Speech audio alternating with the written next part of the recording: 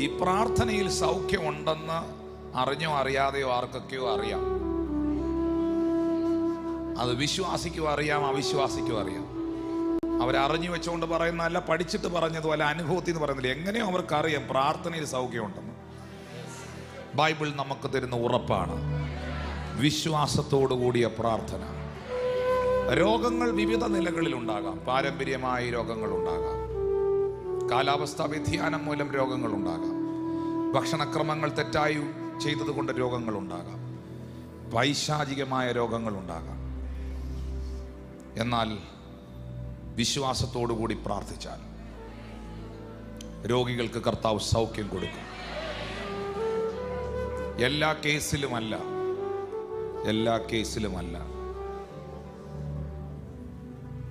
എനിക്ക് ഉത്തരം കിട്ടാത്ത ഒരുപാട് ചോദ്യങ്ങൾ എൻ്റെ മുമ്പിലുണ്ട്. പക്ഷെ അതിനകത്തും ഞാനൊരു സത്യം പറയാം. ഈ എന്തുവാ എനിക്ക് ഇതിനകത്ത് കയറി കണക്ട് ആയെന്ന് എനിക്ക് അറിഞ്ഞൂടാ ജോയ് സാറേ. ഇത് ഇങ്ങനെ കയറി കണക്ട് ആകുമ്പോൾ എനിക്കറിയാം ഇത് ആരോടോ ഉള്ള ദൂതാണ്.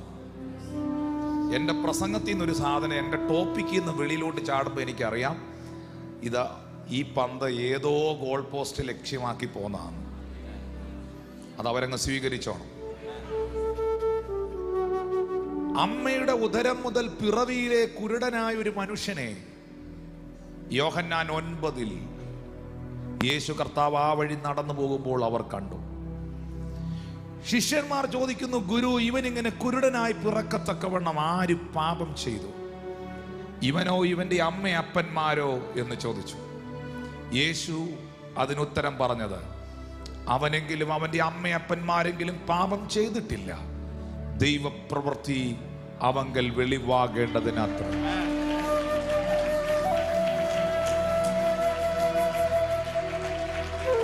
കാരണം യോഹന്നാന്റെ സുവിശേഷം 5-ാം അധ്യായത്തിൽ യേശു ഒരു തളർവാദ രോഗിയെ സൗഖ്യമാക്കിയിട്ട് അവനെ പിന്നെ പള്ളിയിൽ വെച്ച് കണ്ടു, ദേവാലയത്തിൽ വെച്ച് കണ്ടു.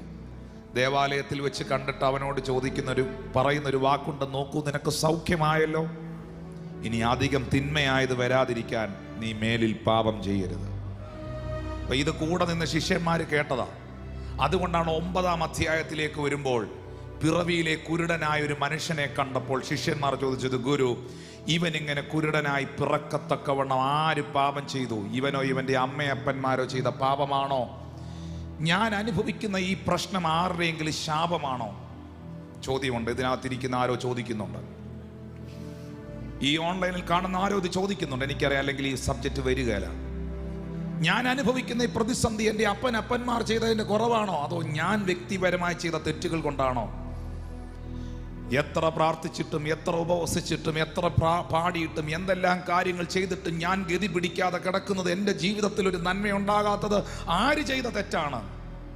ആരുടെ കുറവ് കൊണ്ടാണ്? എന്തുകൊണ്ട്? ശിഷ്യന്മാർ ചോദിച്ചത് ഇതാണ്, എന്തുകൊണ്ട് ഇവൻ കുരുടനായി? ഇവനോ ഇവന്റെ അമ്മയപ്പന്മാരോ പാപം ചെയ്തത് കൊണ്ടാണോ? What is the reason? എന്തുകൊണ്ട് ഇവൻ കുരുടനായി എന്ന് ചോദിച്ചതിന് യേശു ഉത്തരം പറഞ്ഞത്, എന്തിനു വേണ്ടി ഇവൻ കുരുടനായി. നമ്മുടെ ജീവിതത്തിൽ എന്തുകൊണ്ട് എന്ന് ചോദിക്കുന്ന പലതിനും ഉത്തരം കിട്ടുകയില്ല. ഇത്രയും പ്രാർത്ഥിച്ചിട്ട് എന്തുകൊണ്ട് ആ മനുഷ്യൻ അങ്ങനെ സംഭവിച്ചു? ഇത്രയും പ്രാർത്ഥിക്കുന്ന ആ കുടുംബത്തിന് എന്തുകൊണ്ട് അങ്ങനെ ഉണ്ടായി? എന്തുകൊണ്ടാണ് എൻ്റെ പിള്ളേർക്ക് മാത്രം ഗതിയില്ലാത്ത? എന്തുകൊണ്ട് എന്നുള്ളതിന് തലയും കുത്തി നിന്നാലും ചിലപ്പോൾ ഉത്തരം കിട്ടുകയില്ല. എന്തിനു വേണ്ടി? അതെന്തിനോ വേണ്ടിയാണ്.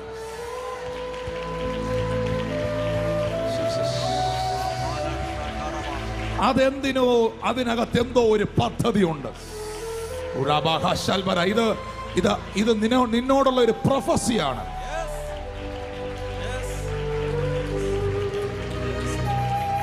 അതെന്തിനോ വേണ്ടിയാണ്.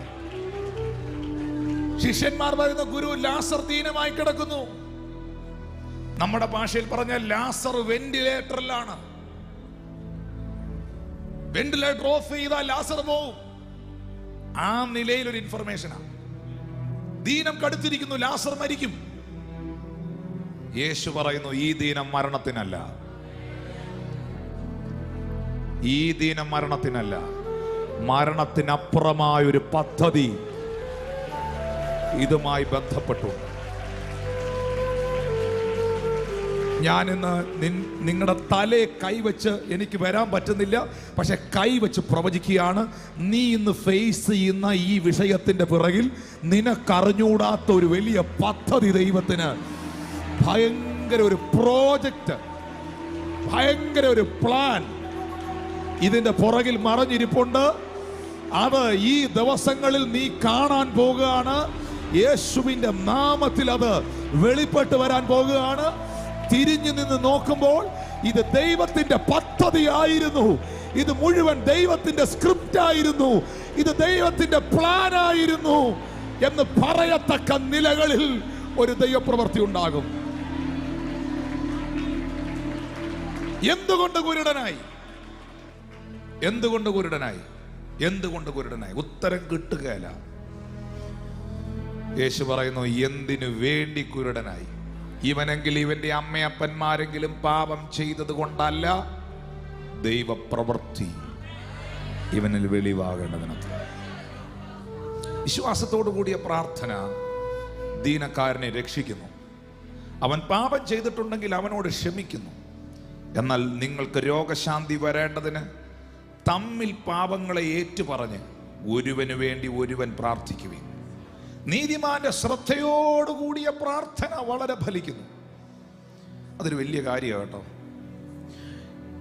ഈ നിങ്ങളുടെ ജീവിതത്തിൽ, എൻ്റെയും നിങ്ങളുടെയും ജീവിതത്തിൽ ഒത്തിരി ഭാരങ്ങളും വേദനകളും വ്യഥകളും വിഷമങ്ങളും കുറവുകളും ഒക്കെ ഉണ്ട്.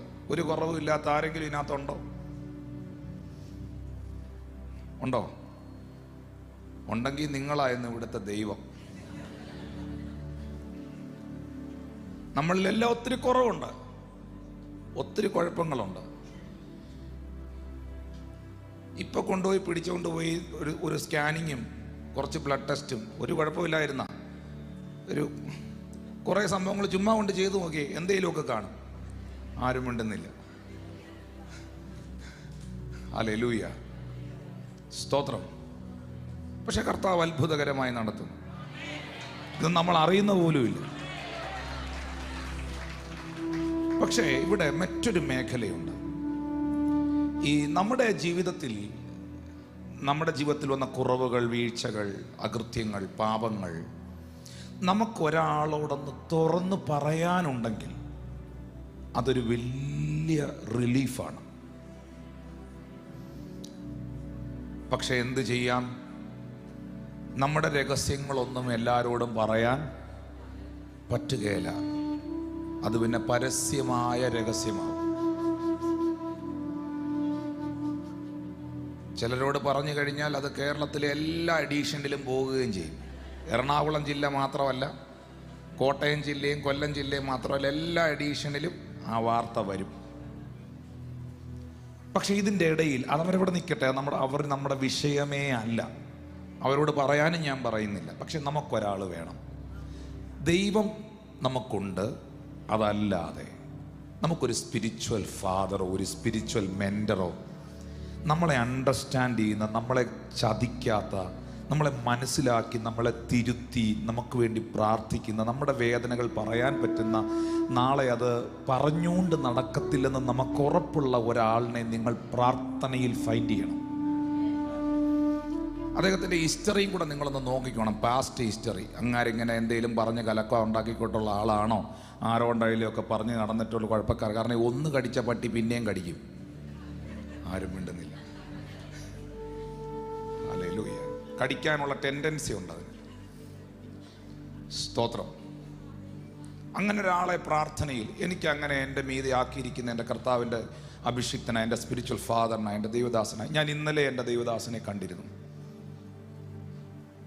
ഞാൻ അദ്ദേഹത്തിൻ്റെ കൂടെ സമയം ചെലവഴിച്ചിരുന്നു. ഞാൻ ലിബിനുണ്ട്, ഞങ്ങൾ അവിടുന്ന് എറണാകുളത്തോട്ട് വന്ന്.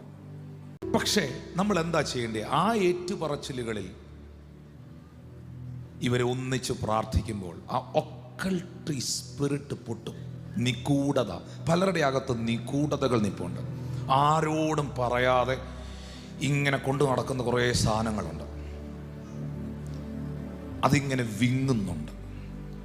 അതിങ്ങനെ വേദനിപ്പിക്കുന്നുണ്ട്. അതിനെ പിശാച് നല്ലോണം മുതലാക്കുന്നുമുണ്ട്.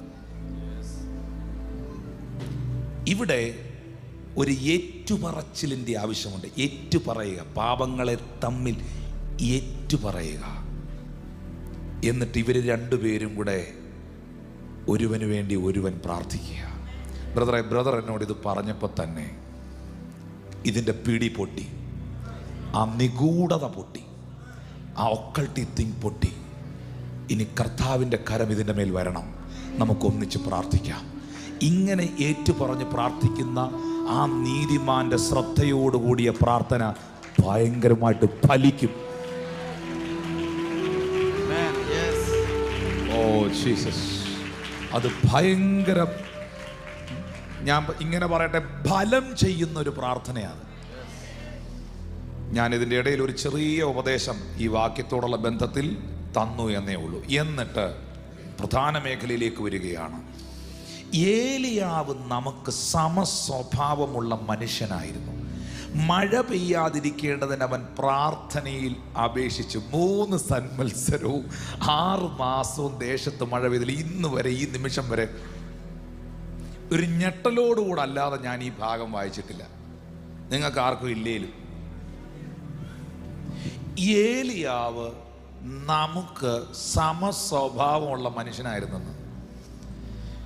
എന്നെ പോലെ നിങ്ങളെ പോലെ ഒരു സാധാരണ ആളായിരുന്നു. നമ്മുടെയൊക്കെ ക്യാരക്ടറും ഏലിയാവിൻ്റെ ക്യാരക്ടറും ഒരുപോലായിരുന്നു. നമുക്ക് സമസ്വഭാവമുള്ള മനുഷ്യനായിരുന്നു ഏലിയാവ്. ഏലിയാവിൻ്റെ ചരിത്രം വായിച്ചവനും പഠിച്ചവനും ഇത് കേട്ടാൽ ഞെട്ടും.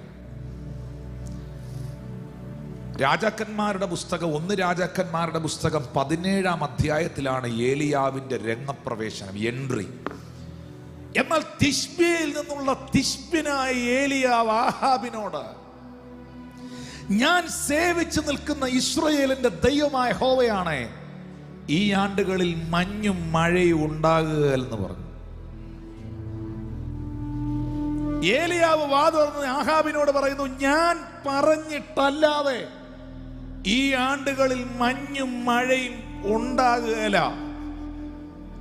കാരണം ഞാൻ സേവിച്ചിരുന്നതല്ല, സേവിച്ച് കുഴഞ്ഞതല്ല, സ്റ്റിൽ നൗ.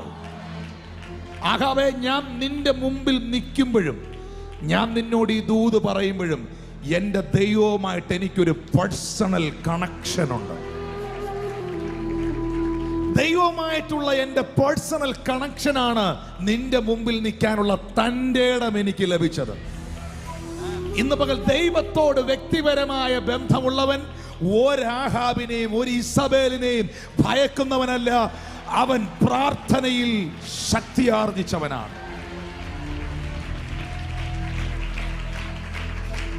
അവനൊന്നിനെയും ഭയക്കുകയില്ല.